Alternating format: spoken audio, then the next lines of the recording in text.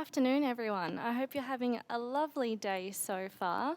My name is Renata, and I'm from a wonderful organisation called SciWorld. And I'm here this afternoon to show you some exciting science demonstrations. But before we get into it, there is one thing that I want to address, and that is safety. All of the demonstrations that I'm doing here this afternoon are dangerous to some extent. I have been trained in how to do them safely, but I really do not want you to try any of this at home, okay? So the theme for today's show is fire and ice, or the two extremes.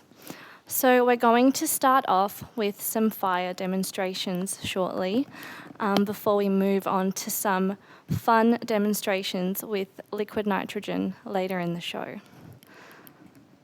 So I'm just going to pop my safety glasses on. Okay, so our first demonstration is a Teabag rocket. I've just got a bag of tea here. And the first thing I need to do is unravel it and open it up. I can see a few people joining here. Hello, Jonathan, Matthew. Lovely to have you this afternoon. Right, just need to get rid of the tea. I'm going to pour it on the table, that's fine. And then I'm going to open up the tea bag and hopefully it stands up for us. Hi Liz, hope you're having a lovely day. Oh, there we go, all right. Now I'm just going to set it on fire and we'll see what happens.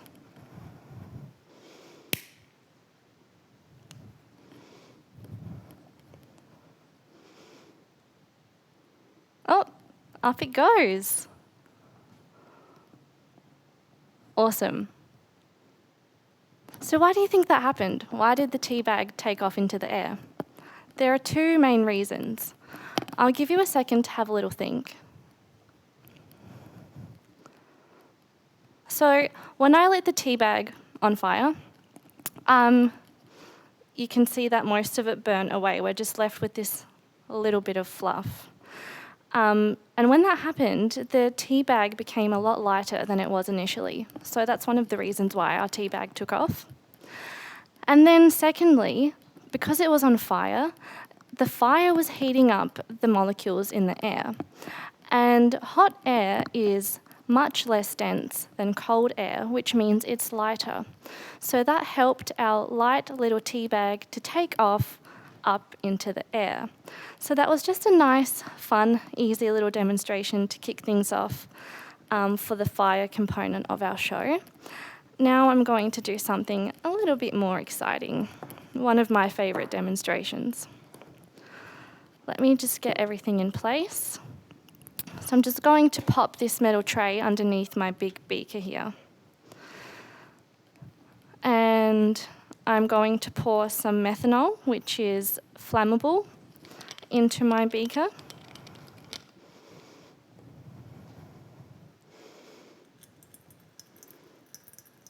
There we go, that should be enough. So I forgot to ask you actually, do you know what 3 things we need to make fire? One of them is a fuel, so in this case our fuel is the methanol. And we also need a source of heat, that's going to be my lighter, and we need some oxygen. We've got plenty of oxygen molecules in the air. So let me just set this on fire. Oh, there we go, beautiful. Now, can you all see that beautiful flame there? Good. So this is pretty cool in and of itself, but I want to make it a bit cooler. So I'm going to add a few different chemicals to my flame. I'm going to be adding different types of salts. So the salt that you're probably most familiar with is table salt, which is sodium chloride. That's its chemical formula. I'm going to be adding some other salts to this fire, and it's going to change the colour of the flame. So I'll explain to you at the end of this demonstration why that happens. But as we're going along, perhaps you can guess what colour our flame is going to be. So the first salt that I'm adding is potassium chloride. What colour do you think that's going to make our flame? Hi, Clem and Rosemary. Thank you for tuning in. All right, ready? Let's take a look. Ooh, I don't know how to describe that colour. It's a bit orange, sort of pink. That's pretty cool. Okay, the next chemical that I'm going to add is called strontium chloride. Let me just shake this up a little bit.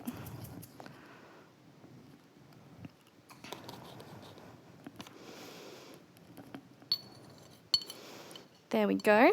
Well, what colour do you think the flame is going to be this time? Let's take a look. Ooh, very nice, vibrant red. That looks pretty awesome, don't you think? All right, that's enough of that one. We'll let that burn out a little bit. The flame is still quite red.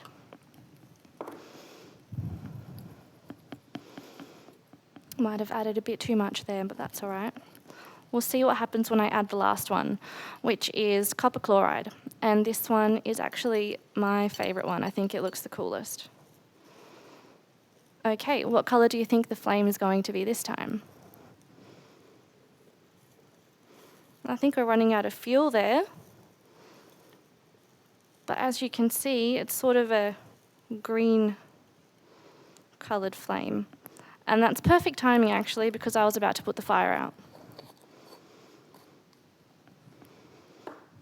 Beautiful, excellent timing. All right, so does anyone have any idea why the flame changed colour when I added these different salts to it? So these salts, like all the other chemicals that we know of, are made up of atoms, okay? And atoms are made up of 3 different things.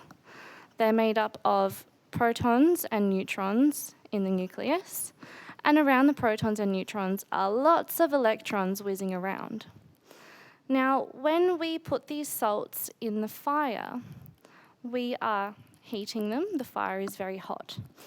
And the salts absorb some of this energy from the hot fire, and our electrons get excited. But they don't like being excited, so they don't stay excited for very long.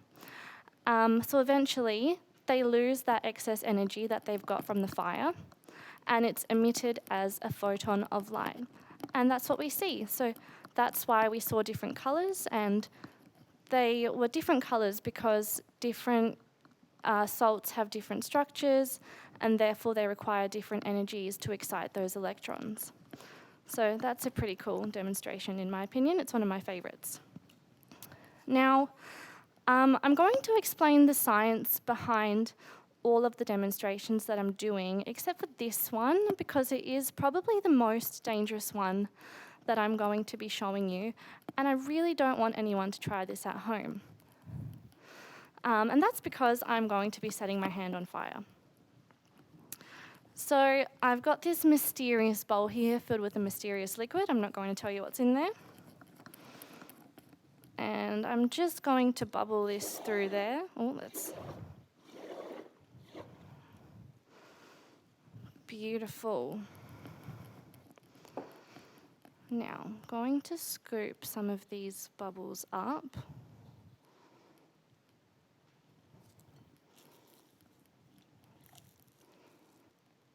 Okay. Are we ready? I think this one deserves a countdown. Let's count down from 5. Ready? 5, 4, 3, 2, 1.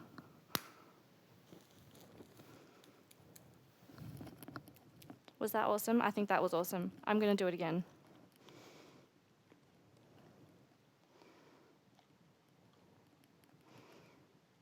Okay. Make sure I've got enough bubbles there.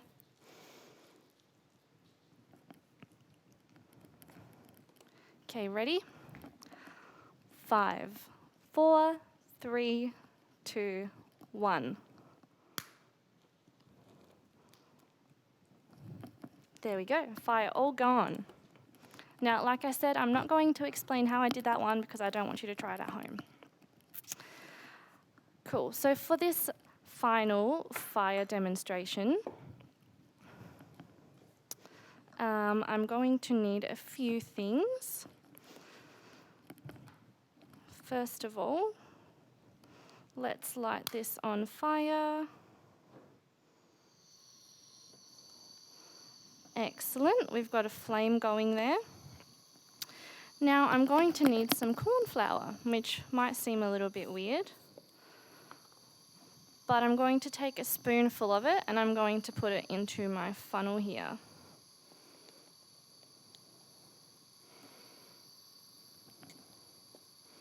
Let's put a fair amount in there. Make sure that it's right down in the funnel. Excellent. And I'm going to blow it into the fire and we'll see what happens. Okay, ready? I always have to focus on not breathing in once I've got the tube in my mouth, or I'll get a lung full of corn flour and nobody wants that.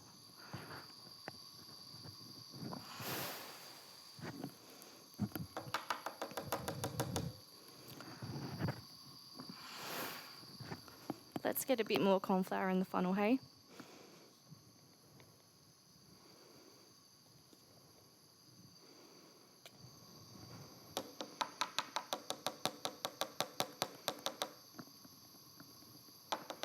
All right, let's do this a few more times. Oh.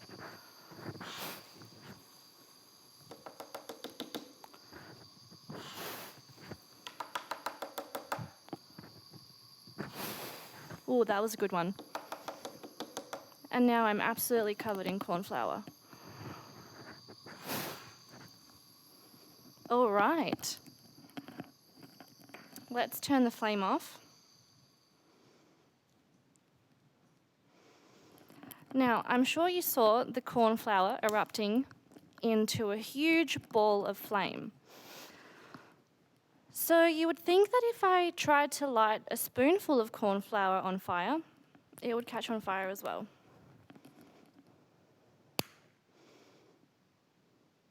But it doesn't.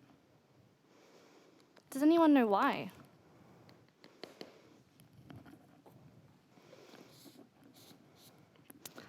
So when I've got the corn flour in my funnel and I blow into the funnel, it makes a huge cloud of corn flour where the particles of the corn flour are spread really far apart. And between each of these particles, there's a lot of oxygen. Like I said earlier, there's plenty of oxygen in the air, and that helps the corn flour to ignite. There's also a lot more surface area to catch on fire. So yeah, that's a pretty cool demonstration with corn flour. All right, that's the fire part of our show done. We're going to transition into some liquid nitrogen demonstrations in a moment. But just before we do that, there's one demonstration that I'd like to show you. So hopefully we can all acknowledge that fire is pretty hot, okay? But there are other ways to generate heat other than fire, and I want to show you one of those ways right now. So another way to generate heat is by doing a chemical reaction, and this is called an exothermic reaction. The opposite of that is endothermic. So if we did an endothermic reaction, the heat from around us would be absorbed, not given off. So I need a few different things for this demonstration. And the first one is hydrogen peroxide, which can be quite a dangerous chemical. It can burn your skin, in fact. So we have to be really careful when we're handling this.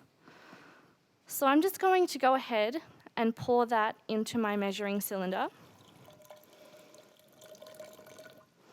How much is that? Yeah, that looks pretty good. Maybe a little bit more. Beautiful. So we've got our hydrogen peroxide in there. Just put that off to the side. Then we just need some detergent.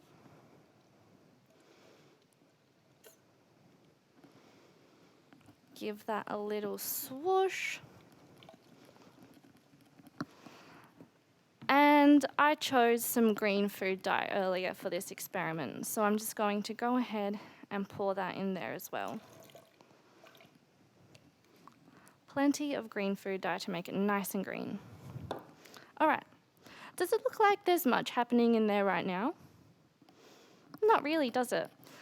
But in fact, the hydrogen peroxide, which has a chemical formula of H2O2, is very slowly breaking down into water and oxygen.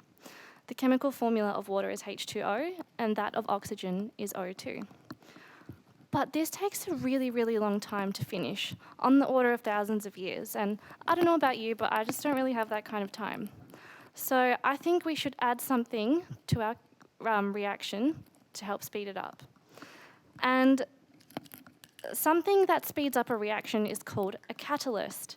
And that's exactly what I have here in my jar. I have some potassium iodide, which is going to act as a catalyst in this reaction and speed it up. So let me just get some out here. And I think this one is worthy of a countdown as well. So a countdown from 5 again. 5, 4, 3, 2, 1. Ooh, that's much, much more exciting. Wow, it's still going. Oh my goodness. Can you see all of the steam that's coming off? It's very warm. All right, so like I said earlier, the hydrogen peroxide actually decomposes to water and oxygen very slowly. But when you add the catalyst, that speeds up the process by a lot, as you can see. So why is all this foam coming out of the reaction? Well, that's because the oxygen that we've just produced very rapidly has filled the bubbles from our detergent. And it's so hot that some of the water that we've made is coming off as steam. So that's a pretty cool reaction. Let me just move this out of the way because we are going to transition to our liquid nitrogen experiments now. But before I do that, has anyone seen liquid nitrogen before? What does it look like? Do you know what the temperature of liquid nitrogen is? That's a good one. It's really cold. So the temperature of liquid nitrogen is it's pretty close to minus 200 degrees. So when you think about a cold winter's night here in Adelaide, it probably gets to 5 degrees? Maybe even 0 if it's really cold. Well, the temperature of liquid nitrogen is about minus 200, which is significantly colder than that. So let's just take a little look at some liquid nitrogen before we get into it.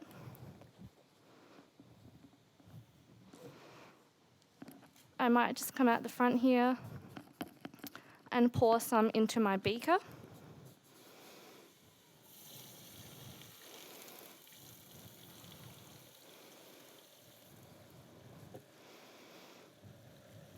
Okay. Can you see it all bubbling away? Why do you think that is? So like I just said, the temperature of liquid nitrogen is about minus 200 degrees. And in order for it to stay as a liquid, it needs to be maintained at that temperature.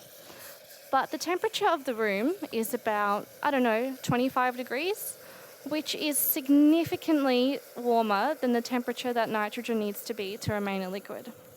So it just boils off into a gas immediately. So what do you think is going to happen to the liquid nitrogen when I pour it onto the floor? Shall we take a look? Ready? 3, 2, 1. Wow. So again, because the floor is much warmer than the temperature that nitrogen needs to be to remain a liquid, it instantaneously turns into a gas as soon as it touches the floor.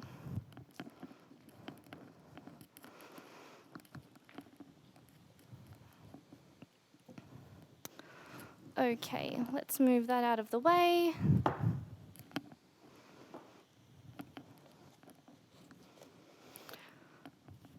So you may have noticed my balloon that was sitting here. Before the show, I pumped it up with the balloon pump, just using the air that's around me in the room. And the air around us is made up mostly of nitrogen, it's got a bit of oxygen in there, and small traces of many, many other gases. So in a moment, I'm going to put this balloon into the liquid nitrogen. What do you think is going to happen to it? Is the gas that's in there going to stay as a gas? Or is it perhaps going to change into a different state, like a liquid or a solid? I don't know, we'll find out. So I've got some liquid nitrogen in here as well.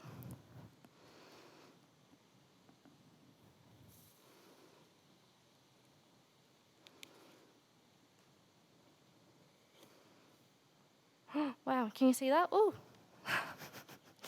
The balloon's shrinking quite rapidly. So when I put the balloon in the liquid nitrogen, it shrunk. And the reason for that is because the liquid nitrogen is so cold that it rapidly cooled down the gas molecules that were in our balloon. And it cooled them down to liquids, maybe solids.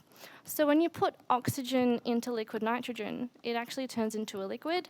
But if there was any methane present in there, that can actually turn into a solid.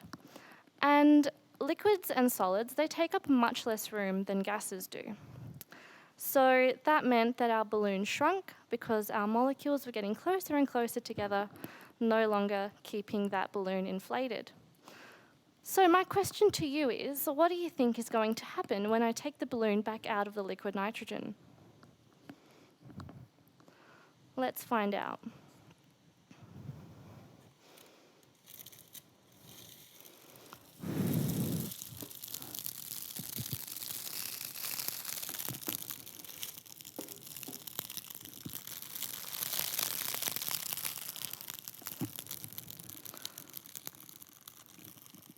Hang on a minute. That's not what it looked like when I put it in there, was it?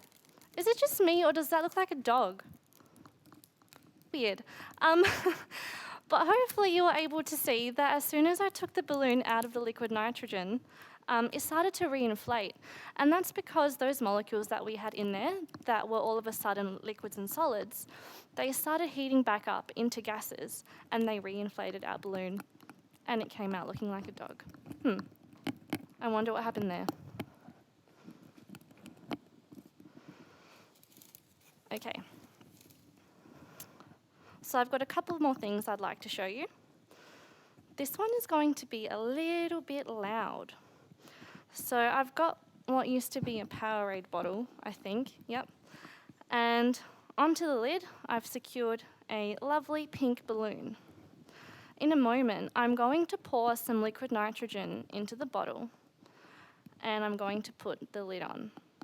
It's going to be sealed shut. What do you think is going to happen? Now, just a warning, this is a bit loud. I don't know how the loudness translates to you at home, so maybe just turn your volume down a little bit. I'm going to put these on to protect my ears. All right, let's take a look.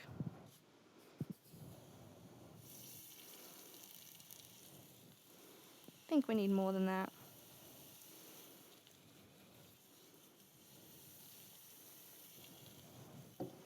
All right, let's give that a go.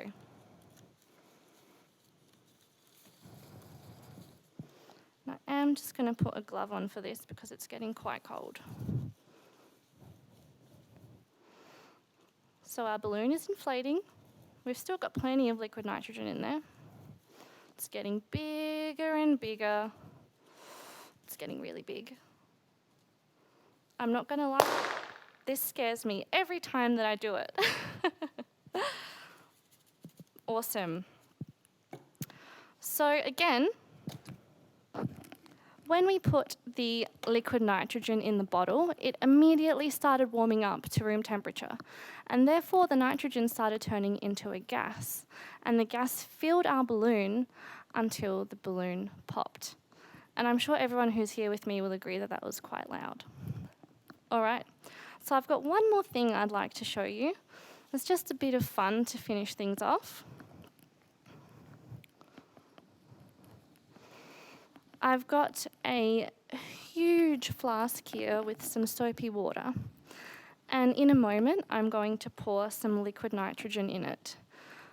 But first, I think I need to top up my dew a little bit.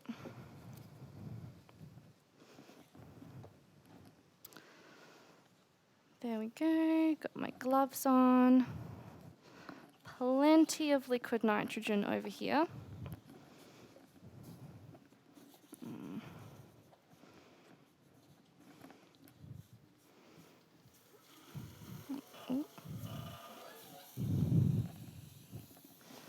All right, let's pop this back on.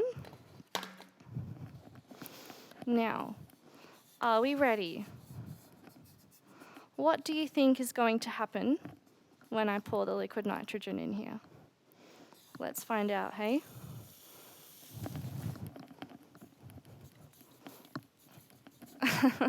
The answer is a big soapy mess. Ooh.